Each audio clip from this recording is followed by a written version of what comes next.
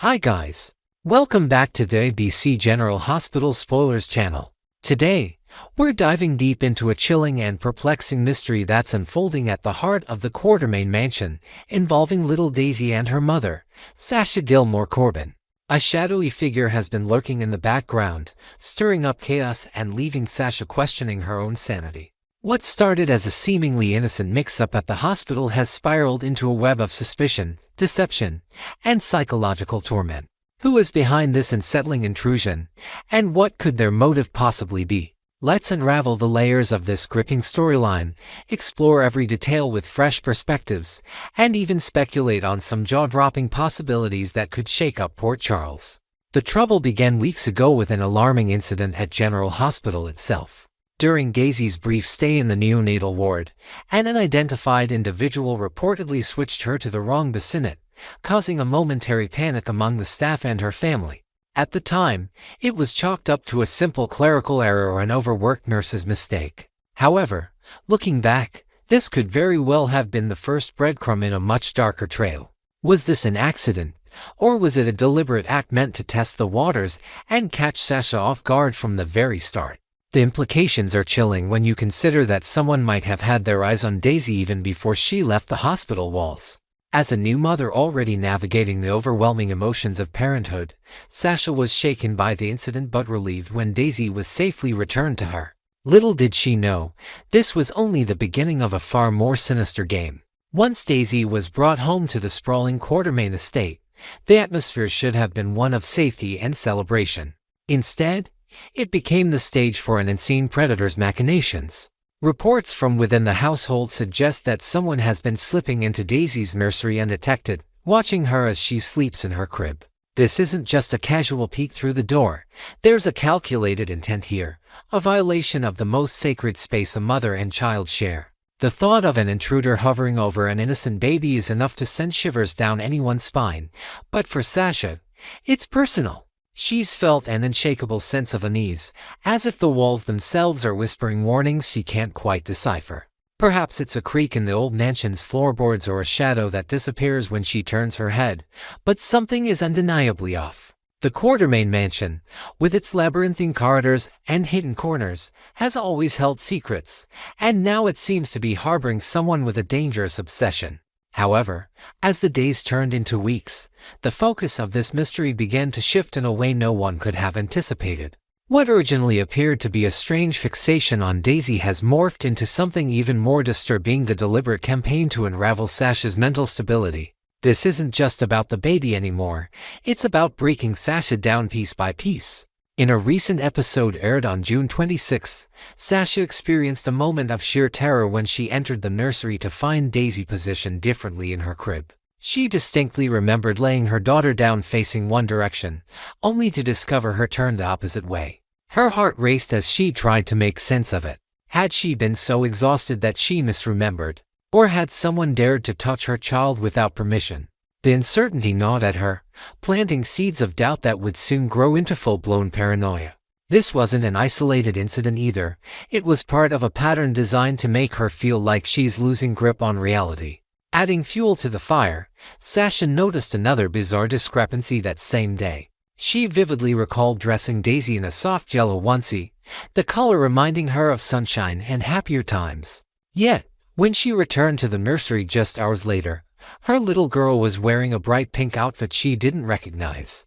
Her mind reeled with questions. Where had this new onesie come from? Had she somehow forgotten changing Daisy herself in a haze of sleepless nights? She racked her brain for answers, even considering if Michael Corinthos, Daisy's father, might have stepped in to help. But deep down, she knew Michael wouldn't have done so without mentioning it. The confusion was maddening, and Sasha felt the walls of her world closing in. Whoever is behind this isn't just playing pranks, they're weaving a tapestry of gaslighting so intricate that Sasha can't trust her own memories. This is psychological warfare at its cruelest, targeting a vulnerable new mother who is already battling the challenges of postpartum life. Beyond the nursery, other odd occurrences in the house have only deepened Sasha's growing sense of dread. On the same June 26th episode, she opened a kitchen cabinet expecting to find a box of cereal or canned goods, only to discover a carton of milk sitting there, warm and out of place. She blinked in disbelief, her mind racing back to the morning when she was certain she'd placed it in the refrigerator after feeding Daisy. Mom brain, she muttered to herself, half laughing, half crying at her supposed forgetfulness. But is it really just a case of scattered thoughts brought on by endless diaper changes and midnight feedings? Or could this, too, be part of the larger scheme to destabilize her? The milk carton might seem like a trivial detail, but in the context of everything else, it takes on a more ominous tone.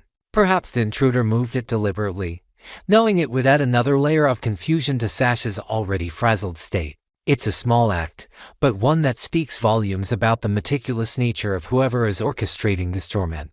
As these incidents pile up, it's impossible for Sasha to ignore the mounting evidence that something Gersonian and sinister is at play. She's likely to confide in Michael soon, spilling out her fears and frustrations about Daisy's crib being tampered with and the mysterious wardrobe swap.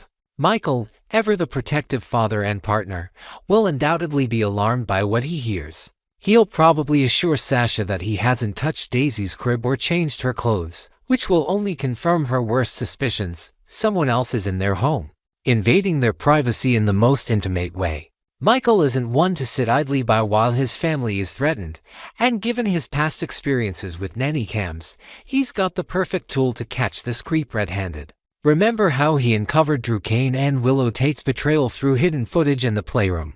That moment proved just how effective surveillance can be, and it's likely Michael will suggest setting up a camera in Daisy's room to monitor any unauthorized activity. The idea of catching the perpetrator on video is not only practical but could also provide Sasha with the validation she desperately needs to know she's not imagining things.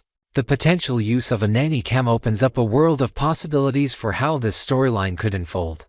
Imagine the tension as Sasha and Michael huddle together late at night, reviewing grainy footage for any sign of movement.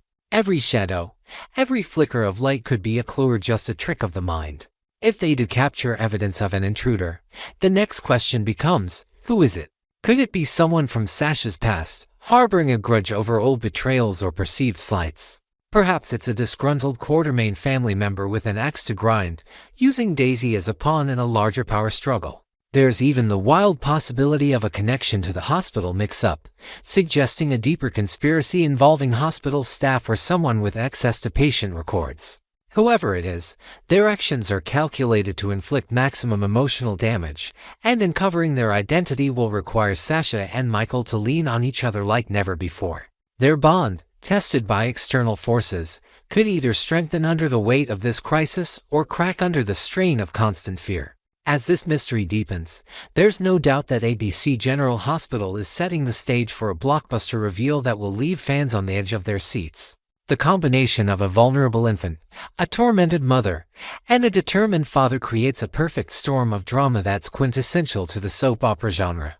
But beyond the surface-level thrills, this storyline taps into universal fears about safety, trust, and the fragility of a new parent's psyche. Sasha's struggle to discern reality from manipulation is a raw, relatable thread that draws viewers into her pain, while Michael's resolve to protect his family adds a layer of hope to an otherwise bleak situation. Will they unmask the person sneaking into Daisy's room before irreparable harm is done? And what twisted motive could possibly justify such a cruel game? One thing is certain, the answers won't come easily, and the journey to the truth will be fraught with more shocks and surprises. Next, we're delving into a simmering family drama that's heating up in Port Charles, centered around Lulu Spencer's burgeoning relationship with Giovanni Joe Palmieri and the tension it's creating with Brooklyn Quartermain. What began as a shocking revelation at the May 2025 nurses' ball uncovering Joe as the long-lost son of Brooklyn and Dante Falconero has now spiraled into a complex web of emotions, rivalries, and maternal instincts.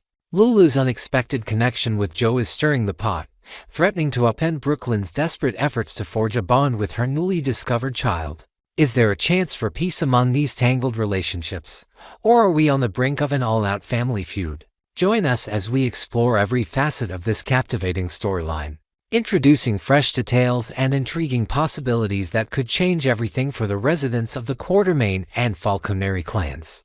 The drama ignited with a bombshell that rocked the nurses' ball earlier this year, leaving attendees and viewers stunned.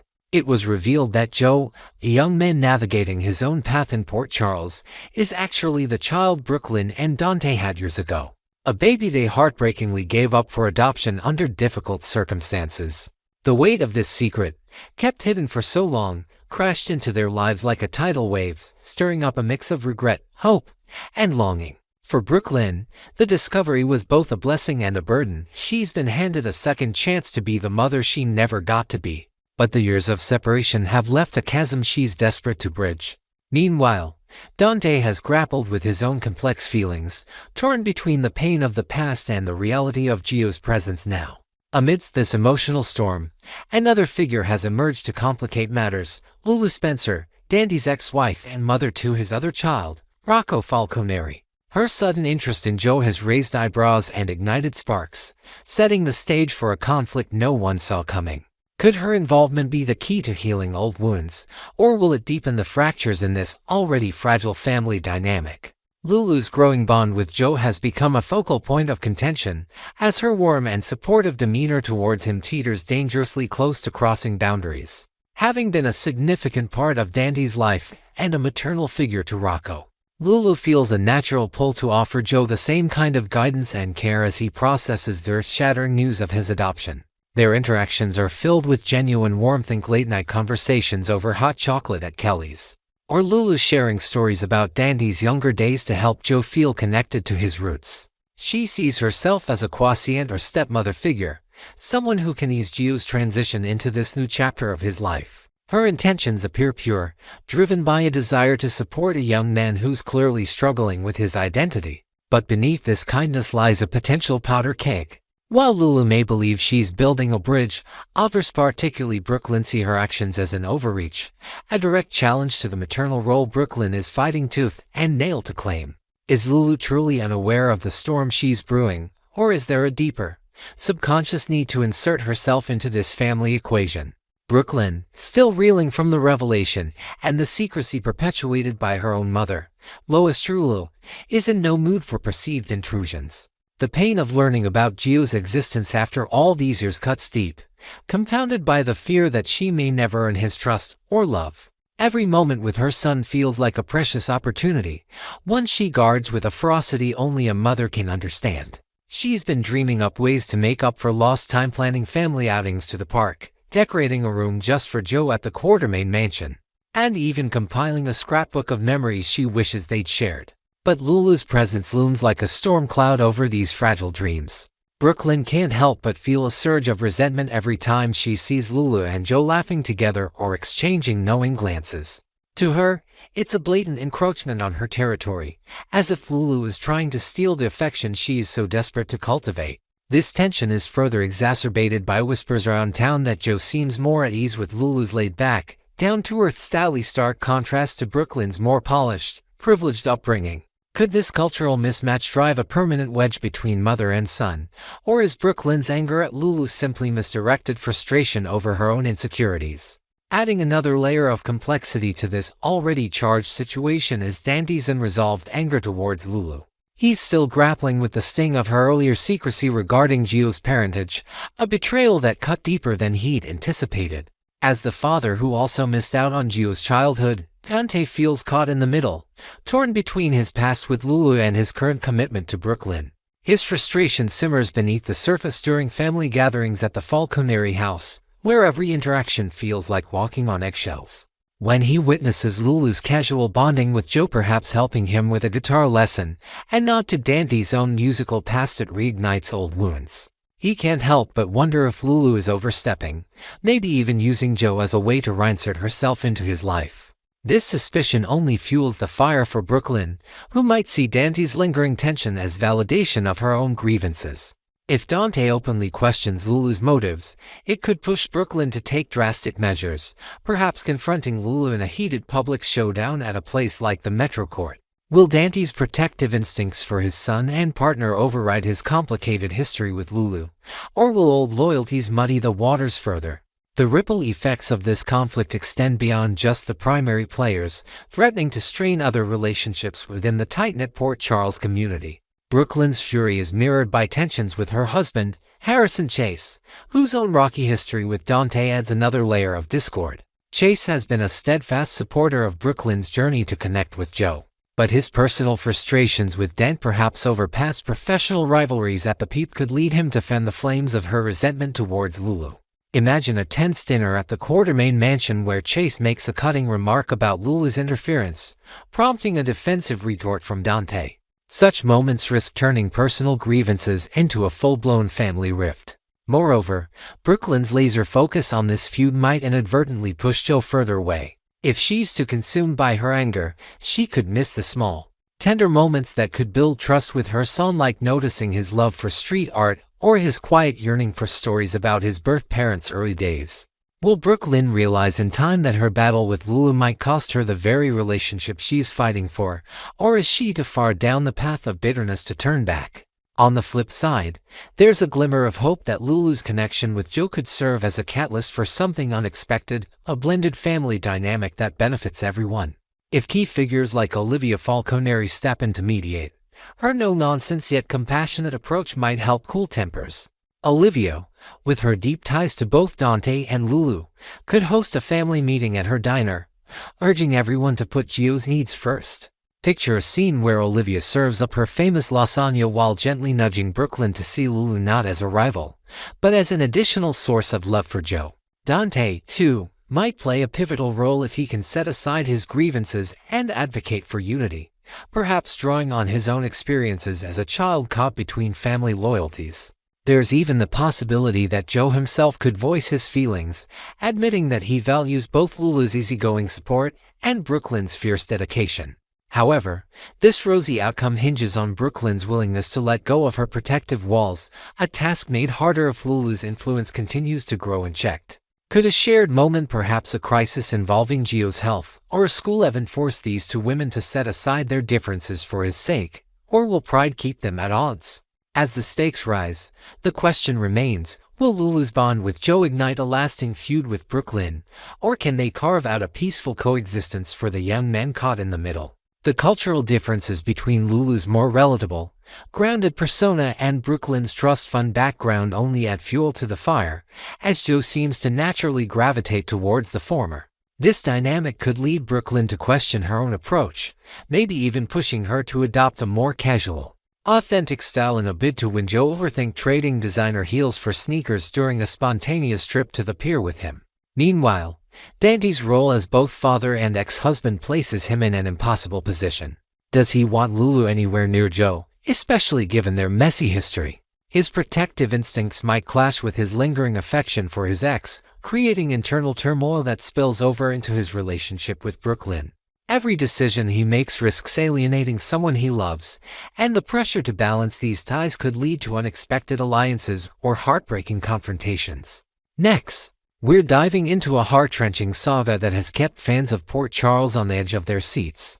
The tragic exit of Spencer Casadini and the lingering question of whether he should return to reclaim his place in Trina Robinson's life. Back in early 2024, Spencer's presumed death after a fateful fall from a cruise ship alongside Prince shattered hearts, especially Trina's, leaving a void that has yet to be fully filled. As Trina attempts to rebuild her life with a new love, Kai Taylor, recent betrayals and unresolved mysteries surrounding Spencer's demise have reignited fervent discussions among fans. Should the show bring Spencer back through a recast, especially given the open-ended nature of his departure?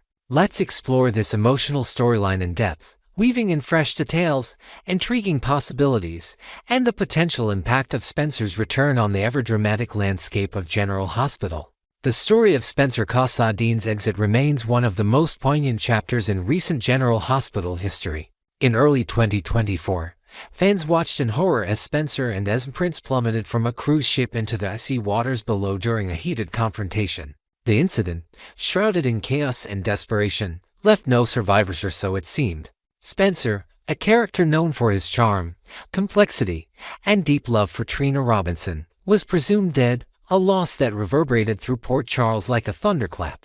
Trina, his soulmate, was left to grapple with an unimaginable grief, clinging to memories of stolen kisses on the docks and whispered promises of forever.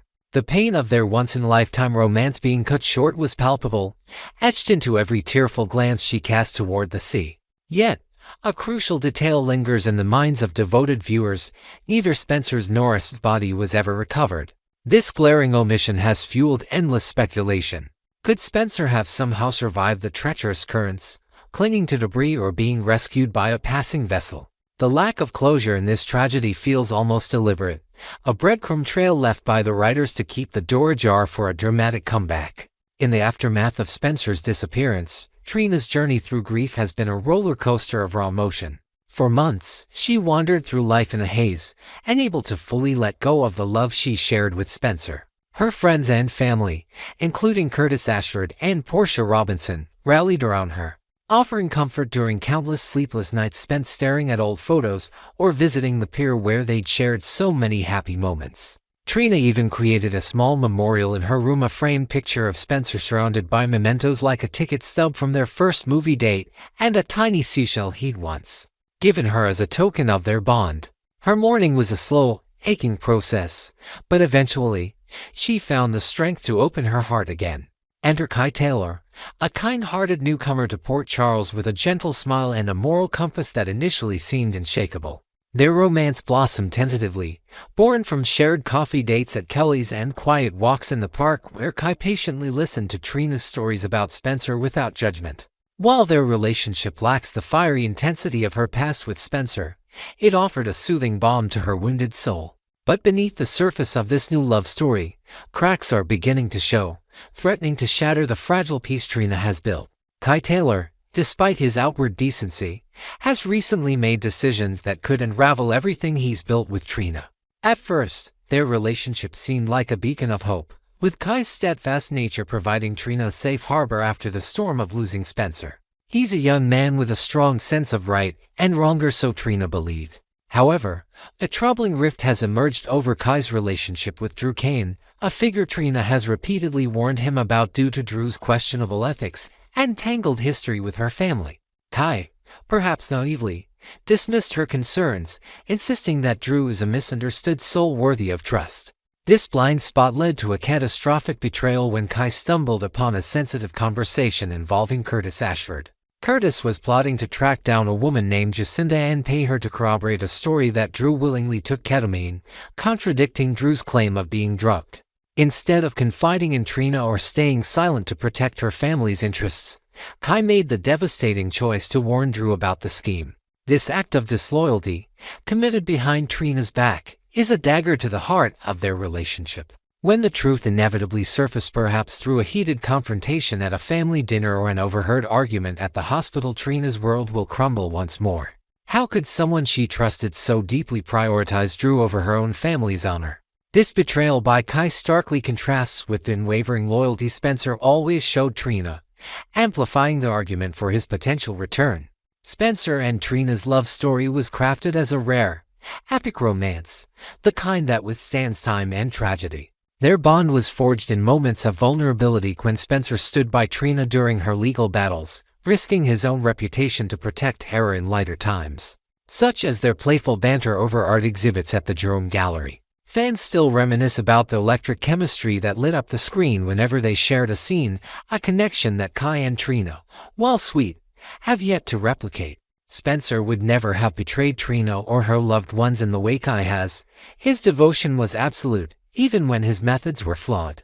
Imagine a scenario where Trina discovers Kai's actions during a tearful argument at her dorm, her voice breaking as she realizes she's been deceived by someone she let into her heart after so much loss.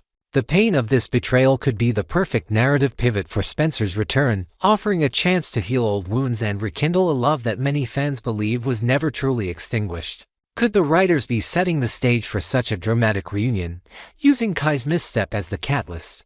The logistics of bringing Spencer back are ripe with possibility, especially since his death was never confirmed with a body. General Hospital has a storied history of resurrecting beloved characters through creative plot twists, and Spencer's case offers ample opportunity. Perhaps he was pulled from the water by a mysterious fisherman, suffering from amnesia and living under a new identity in a remote coastal town until a chance encounter with a Port Charles native jogs his memory. Or maybe he was secretly rescued by a Casadini family operative, kept hidden as part of a larger scheme involving Helena Casa Dean's lingering influence, only to escape and return home now. Given that Nicolas Chavez, the original actor for Spencer, has a packed schedule with other projects, a recast seems not only feasible but necessary to keep this storyline alive. A new actor could bring a fresh yet familiar energy to Spencer, portraying a man hardened by his near-death experience but still carrying the same fierce love for Trina in his heart. Picture the moment of his return, Spencer stepping onto the Port Charles docks under a stormy sky, his eyes searching for Trina as haunting memories of their last moments together flood back. Such a scene would be a gift to longtime fans who've yearned for closure, or better yet, a new beginning for this iconic couple. Trina's impending heartache over Kai's betrayal could be softened by Spencer's return, creating a dynamic shift in her emotional landscape. The revelation of Kai's actions might unfold at a public event, like a gallery opening Trina organized in Spencer's memory, where whispers of Kai's conversation with Drew reach her ears. Her devastation would be palpable, tears streaming as she feels the sting of trusting someone new only to be let down again.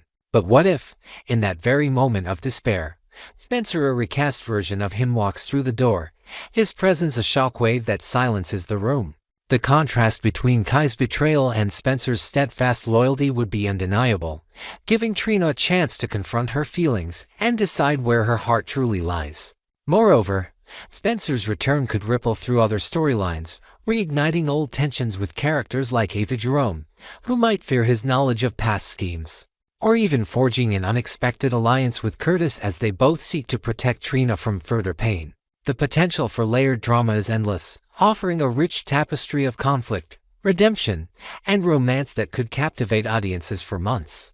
As we ponder the future of this storyline, the question looms large: should General Hospital seize this opportunity to bring Spencer Casadini back? And would fans welcome such a move? The open-ended nature of his exit, combined with the current cracks in Trina's relationship with Kai, seems to scream for a dramatic resurrection. A recast could breathe new life into Spencer's character, allowing him to return as a slightly altered version of the man Trina loved, perhaps more world-weary, carrying scars from his ordeal, but with the same passionate devotion in his eyes. Imagine the emotional payoff of Trina running into his arms at the pier, the weight of their separation melting away in a single embrace. Or the inevitable confrontation with Kai as Spencer reclaims his place in her life. Beyond the romance, Spencer's return could unearth buried secrets about the cruise ship incidented as survive as well, lurking in the shadows with a vendetta. Could there be a hidden mastermind behind their fall, now poised to strike again? These tantalizing threads could weave a broader mystery, keeping viewers hooked. ABC General Hospital spoilers hint that Trina's world is on the brink of upheaval, and the timing couldn't be more perfect for a game-changing twist like Spencer's return. Will the writers take the plunge and recast this beloved character to mend Trina's broken heart, or will they let her navigate this betrayal with Kai alone, forging a new path without her first true love? The fan base is buzzing with anticipation, many voicing their desire to see Spencer and Trina's epic romance reignited, especially after Kai's disheartening actions. We want to hear from you. Would you like to see Spencer return? And if so, how do you envision his comeback unfolding? Stay tuned to our channel for the latest updates on this emotional roller coaster, and keep watching General Hospital to see if love can truly conquer even death itself in Port Charles. Until next time, keep speculating and keep feeling the drama.